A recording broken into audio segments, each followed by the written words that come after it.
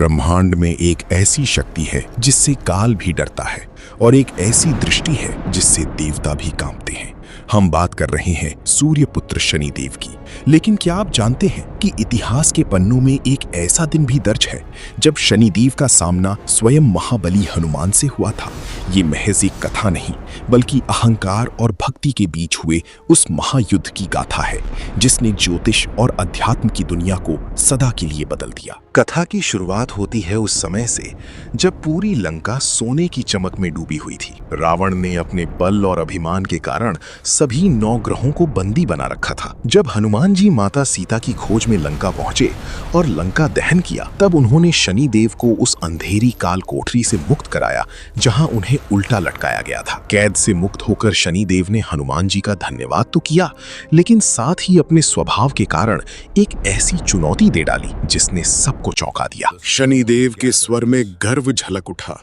ठहरो अंजनी पुत्र, अपनी आंखें खोलो, मैं सूर्य पुत्र शनि हूं। आज तक इस ब्रह्मांड में कोई ऐसा नहीं हुआ जो मेरी वक्र दृष्टि से बच पाया हो। देवता, दानव और गंधर्व भी मेरे नाम से कांपते हैं। आज तुम्हारी राशि पर मेरा समय आरंभ हो रहा है। तैयार हो जाओ हनुमान, अब तुम्हें मेरे प्रकोप का सामना करना होगा। हनुमान जी उस समय शांत भाव से अपने आराध्य प्रभु श्री राम के ध्यान में लीन थे। उन्होंने धीरे से नेत्र खोले। उनकी आंखों में क्रोध नहीं, केवल करुणा थी। उन्होंने विनम्र स्वर में कहा, शनिदेव, आप न्याय की देवता हैं, मैं आपका सम्मान करता हूं, पर इस समय मैं अपने प्रभु के ध्यान में हूं। कृपया यहां से प्रस्थान करें और मेरी भक्ति में विघ्न न डालें। लेकिन नियति को कुछ और ही स्वीकार था। शनिदेव अपने अहंकार में डूबे हुए थे। उन्होंने सोचा कि हनुमान भयभीत हो गए हैं। बिना कुछ सोचे वे सीधे जाकर हनुमान जी के मस्तक पर बैठ गए। बस यही उनकी सबसे बड़ी भूल सिद्ध हुई। जैसे ही शनिदेव उनके सिर पर बैठे, हनुमान जी मुस्कुराए और अपना स्वरूप बढ़ाने लगे। देखते ही देखते उनका शरीर पर्वत के समान विशाल और वज्र के समान कठोर हो गया। हनुमान जी की वाणी अब बादलों की गर्जना जैसी थी। शनिदेव, आपने न्याय का मार्ग छोड़कर अहंकार का मार्ग चुना है। आप मेरे मस्तक पर बैठना चाहते थे ना, तो अब इस भार को सहने की शक्ति भी रखिए। आज मेरी भक्ति का बल आपको ये बताएगा कि राम नाम का भक्त किसी भी अभिमानी का गर्व चूर कर सकता है। अब आरंभ हुआ वो दृश्य जिसे देखकर दिशाएं कांप उठी। हनुमान जी ने अपनी विशाल पूंछ से शनिदेव को कसकर बांध लिया।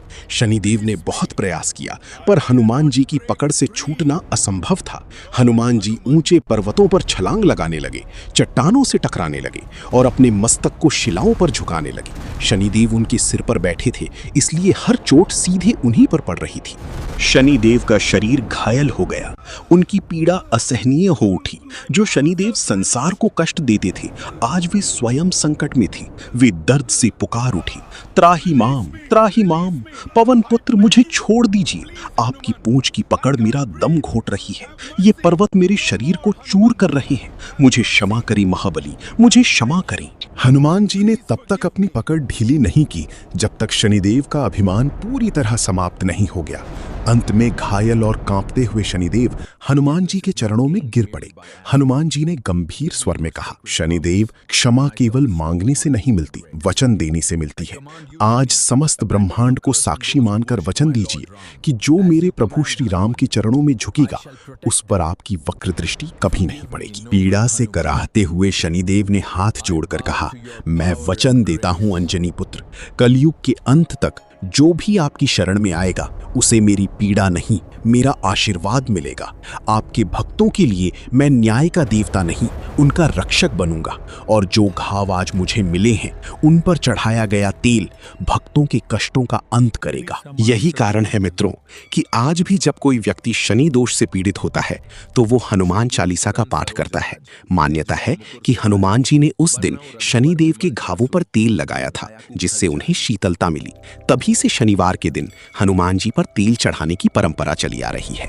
ये कथा हमें सिखाती है कि चाहे व्यक्ति कितना भी शक्तिशाली क्यों ना हो, यदि उसके भीतर अहंकार है तो वही उसकी सबसे बड़ी कमजोरी बन जाता है। लेकिन यदि हृदय में हनुमान जैसी अटूट भक्ति हो तो ब्रह्मांड की कोई भी शक्ति उसे डिगा नहीं सकती।